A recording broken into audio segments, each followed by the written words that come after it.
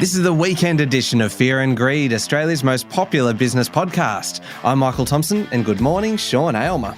Good morning, Michael. Sean, our weekend edition is very different to our weekday shows because in this one we are each nominating what we think is the biggest story of the week.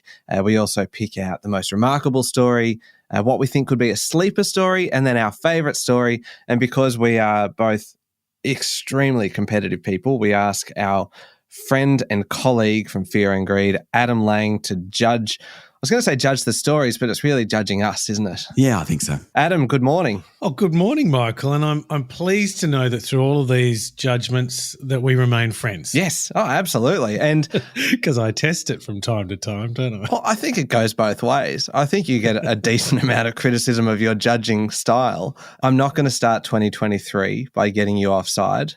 I'm going to clean slate for the new year. That won't last. No, it certainly won't. So this is our first weekend edition for 2023. So at the risk of making this too competitive, even more competitive, I am going to keep a running tally across the year now of how many weeks I win. God. And how many weeks you win, Sean. The words forgive and forget, move on, they don't really belong here, do they? I'm not familiar with any of those, no. No. Do you think, Adam, it's just like the exuberance of youth with Michael? The enthusiasm to win everything? Over time, Michael. Whereas the wisdom of experience, which unfortunately you and I both have, it just doesn't matter that much. See, you say that, but then you lose one and you are very, very unhappy. So I think it actually means more to you than you think. Exuberance of youth, that's all I can say. Shall we jump into it? Let's. All right, so we're looking for the biggest story first up. Do you want to go first, Sean? Sure. Now, I've got to say, Michael, because it's been a very slow week, there's not a lot of news around. However, there was one story which was really big and surprising, I think, and that's just how well the local share market has done.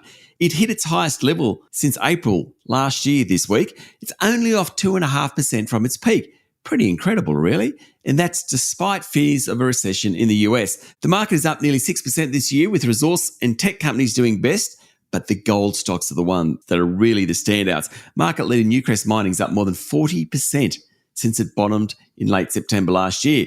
Why is that? Well, investors don't like risk, and they like gold because that's not considered a risky investment. Hence, the price of gold's risen. It's above $1,900 an ounce. And Newcrest, Northern Star, some of those guys have done very well as a result. Behind all that, though, the two big reasons sentiment is turning at the moment is that there are plenty of signs globally that inflation pressures are dissipating. In fact, most economists are now saying inflation has peaked and it's on the way back down. Great news. And China has ended its zero COVID policy, and that helps Australia, a resource-based economy, more than most. And in a very strong labour market, 3.5%, you have some pretty excited investors out there, hence the market is running. But there's always a but in economics, Adam knows that. But the US economy could go into recession, and so could the Australian economy. Probably not the Australian economy. US recession, in fact, market economists have priced in 2 rate falls later this year for the US. So much going on in all that. And of course, the Reserve Bank meets early February, so we'll find out what happens in terms of rates then. We've got inflation numbers next week, so that'll certainly give us a hint towards what the Reserve Bank does. Put all that in together. Pretty incredible story for this week, and easily the biggest, I would say. Michael. How about your blatant attempt to appeal to Adam in the middle of that? Adam knows all about this. Like, oh, come on, Sean. It's very, I think we can all see through this. I have learnt from you. Mind you, it didn't exactly work last year for you, so I don't know why I'm picking it up. But anyway. No. And I also liked how it felt like you got to the end of your story and you were just kind of grabbing at anything else that you could toss in there as well. And go, oh, inflation, chuck that in there. RBA meeting, chuck that one in there as well. Just knowing that Adam is kind of giving points for every one of these. So he's an economist by trade. Remember that. Yes, indeed. And look, you have certainly kind of come back this year refreshed and energized and determined to win, clearly. But anyway, the biggest story for me this week is all about China. You mentioned China really in passing, and it deserved more than a passing mention, because it's been a pretty important week for the world's second largest economy, and this affects really every one of us. It affects the whole world. I'm really thinking global. My mother is delighted about China. I got to tell you, she can't stop talking about it. My 91-year-old mum. Whew, go on. Well, she may not realise just how much it does impact her, but make sure you send her the link to this episode and I'll explain it exactly to her. Sean, the Chinese economy recorded growth of just 3% for 2022. Now, that is for the calendar year. It's its second worst performance in half a century. The December quarter was half the level of the September quarter, showing just how much the harsh COVID lockdowns have hit the country. Now, as you mentioned, Sean, it does matter to us significantly because our economy is so closely linked through exports like iron ore and coal and services like tourism and education. But the end of the COVID zero policy should see things picking up. But just on the human side of that as well in China, and especially with the Lunar New Year travel this weekend, deaths, some bodies are actually forecasting deaths in China to reach 36,000 a day, which is pretty horrific. The other big thing with China this week was at the Davos, depending on where you're coming from, Talkfest in Switzerland. The Chinese vice premier was there and declared that the country wanted back in the tent. Now, commentators say that it signals the end of kind of China's previous stance that they want to pivot back towards international harmony. Now, that is a good thing, and that does affect everybody in the world, Sean. And one last one, again with China, the economic relationship with Australia appears to be improving, albeit one lobster at a time, with a Chinese diplomat visiting a WA lobster exporter, a good sign that the really harsh rules around our exports may be easing. So really, you kind of put all those together, you've got 4 or 5 different stories all about China. And, I mean, it is the biggest story of the week. Adam. Good story, Michael. Good pitch. China being the second largest economy in the world is, of course, highly, highly relevant to Australia and the rest of the world. But with Sean's, it does cover the whole world. And the ASX picking up nearly 6% this year, led by gold, risk mitigations. Inflation may have peaked, and that means much of the world may avoid going into recession. We'll see. But I think Sean wins this one just. Now, Adam, thank you. I have a question for you. Davos or Davos? Davos. No, actually, I have to change that. To Davos, right. Yeah. It is. It's Davos. So what I enjoyed this morning is that Michael stumbled over it. Now, for those that don't know Michael, he's a pedant, and especially when it comes to audio. And at times I'll be saying something and he just picks me up and says, no, I don't think that's the correct pronunciation. We'll go back, we'll check someone else's pronunciation, etc. We came up, Davos was a big issue during the last week. Michael, are you just sitting there quietly? Yes. I'm curious as to where you're going with this. I took some joy that when you said it today, you went Davos or Davos, depending on where you came from. Nice save. But Michael, you don't make those mistakes. You're too good. And wow. It was not a mistake. I did it to try and avoid you pulling me up and turning this into a debate, because I go Davos. And I thought, if I do that, then you're going to go, no, it's Davos, and then you'll bring Adam into it. And so I thought, you know what, I'll cover them both and hopefully avoid it. That worked, didn't it? The exuberance of youth. That's all I can say. Goodness me. All right, let's go with the most remarkable story. So 1-0 at the moment. Well done, Sean. The most remarkable story. Shall I go first for this one? Please. Okay, so the most remarkable story for me, I think, is the shock, very sudden resignation of New Zealand Prime Minister Jacinda Ardern, and in an election year, no less.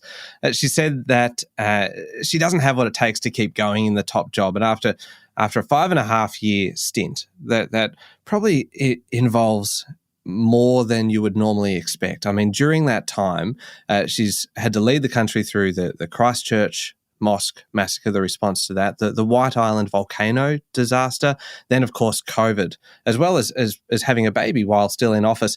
I don't think anybody can really blame her for saying, yeah, you know what, I've had enough. The timing ahead of the October election is challenging for the New Zealand Labor Party. Ms. Ardern says that she's not quitting because she didn't think she could win, but while she has been an internationally popular leader, very popular on the world stage, she is less so at home. There's a housing crisis, economic challenges, of course, and backlash to the handling of COVID. But for many people worldwide, she's seen as an inspiration. A female leader elected at just 37, taking maternity leave, winning re-election in 2020 with the first purely left government in decades, and trying to lead with a mantra of be strong, be kind, which I think is a pretty powerful legacy. And I just think even those 4 words, be strong, be kind, would be something that a lot of politicians in Australia as well would be very wise to adopt. Anyway, that's my most remarkable story for this week. Very serious one. You really got to applaud Jacinda Ardern, not just for what she's done, but for making that decision. Yeah. I mean, it'd be very hard to make that decision, but who'd really want to be Prime Minister? It'd be a dreadful job. And particularly when you've got a young family. Good on her. Yeah. Yeah, I completely agree. Anyway, what was your story? Yeah, I apologise for Michael going so serious there, listeners. On to mine. How quickly the fortunes of the tech companies have turned. Actually, this is pretty serious too. Microsoft this week became the latest large tech company to reverse the pandemic-era recruitment spree, announcing plans to shed 10,000 workers by the end of March. That's about 5% of its workforce. Now, Microsoft added 40,000 workers last financial year, about 20,000 workers the year before. Now it's cutting costs. It had forecast that spending on technology would continue despite rising inflation and economic stresses. Now management's come out and said, customers are now optimizing their digital spend. Don't you love that phrase? Optimizing their digital spend. I think that means they're not spending as much money. Earlier this month, Amazon announced plans to cut 18,000 jobs, while software rival Salesforce recently said it would cut 8,000 employees. Facebook and WhatsApp parent Meta late last year said it would cut about 13% of its workforce. The tech companies are struggling. In fact, according to Bloomberg, 5 of the really big companies, Apple, Amazon, Tesla, Microsoft and Meta Platforms, are responsible for nearly half the S&P 500's losses over the past few months. The worm has turned, as the two Ronnies might have said. Pretty remarkable. Adam. Sean, that's really strong, and I have to give this one to you. It's been a remarkable story of the last few years, particularly with technology, just how exuberant the growth's been, and now they're having to put on the handbrake a bit. At a human level, though, I do, it's such a great story of Jacinda Ardern. I agree with both of you. But in terms of impact on business, I think the remarkable story of tech fortunes has to win this week. I don't think 2023... Let's not make this so competitive this year. Is that the white flag going up? No, it's in the spirit of kind of renewal, regeneration in the new year. Let's all just say, let's leave the competition behind us. Happy to, Michael. Sean, who is this person? I don't know. He'll change. And we're not talking next week. We're talking within minutes. He'll change. If I can win the next one, I will have the sharpest about face you've ever seen. All right, we will come back in a moment and find a sleeper story of the week.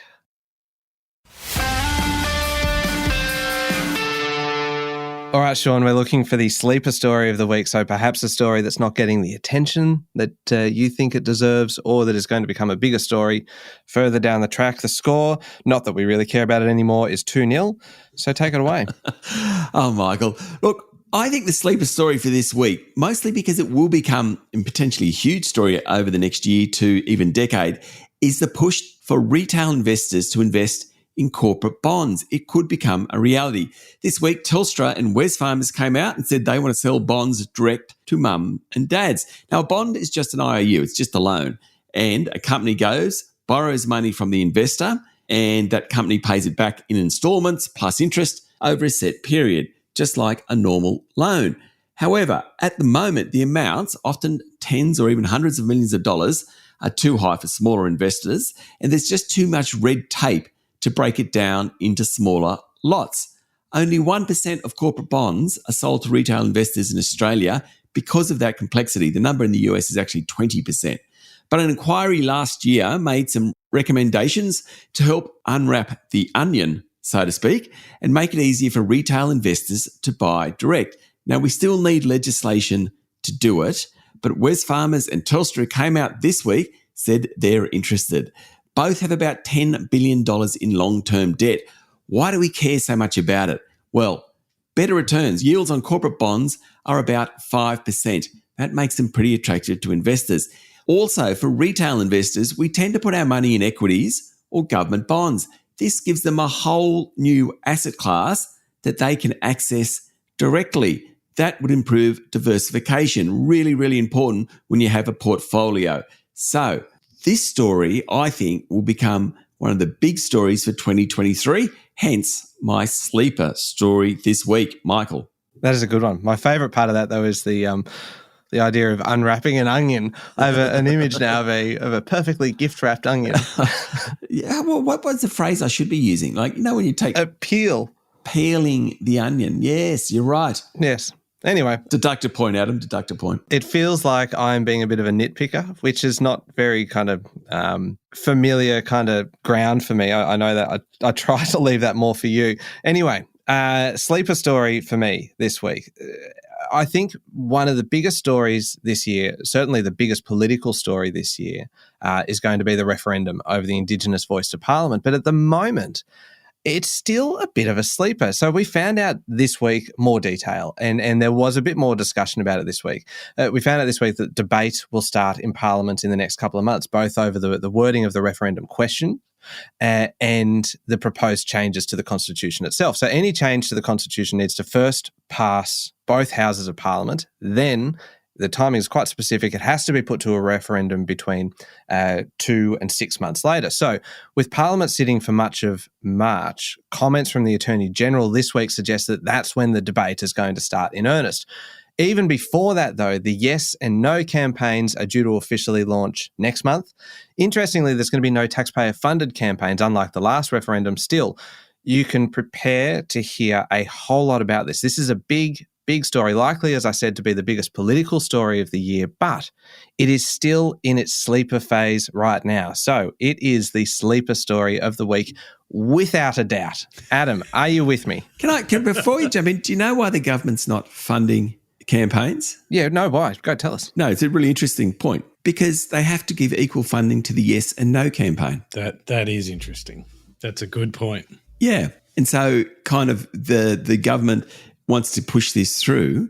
So rather than give equal funding, they figure it's just better to run the story. Yep, and allow the each side to essentially fundraise for themselves. So anyway, we will be hearing a huge amount. So Adam, what do you think? Really challenging choice on this one. I'm going to give it to you, Michael, just. Now, the reason being is Sean's story about bonds and selling direct to the public in Australia is a massive business story.